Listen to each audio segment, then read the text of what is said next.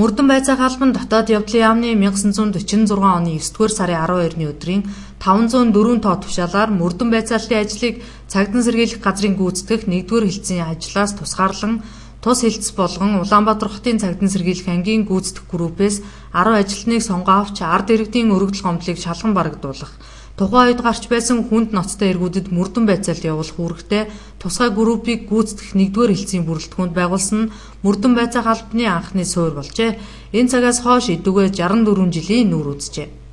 Монгол улсад мөрдөн байцаах алба үүсэн байгуулагдсны 64 жилийн ойг тохиолдуулан аймгийн цагдаагийн газрын мөрдөн байцаах засгаас жил бүр уламжлал болгон зохион явуулдаг мөрдөгч тэмцээнийг мэргэжил нэгт тасаг албатуудынхаа дунд явуулж байна.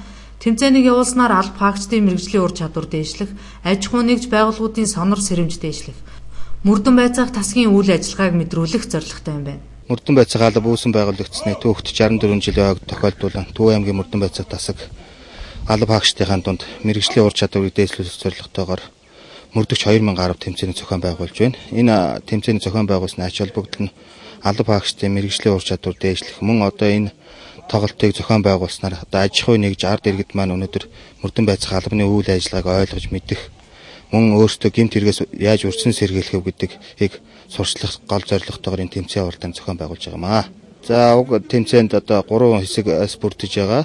Нэг нь одоо орон байрны хулгай, нөгөөх нь хүн аймны гэмт хэрэг, бас нөгөөх нь одоо дээрмийн гэмт хэргийн чиглэлээр одоо явагдана. Тэгээ одоо бүх тасгууд, бүх албадуудын дунд явагдаж байгаа энэ тэмцээн.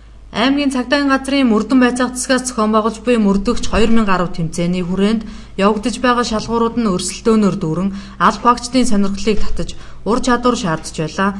Тэмцээний дүн маргааш гарна.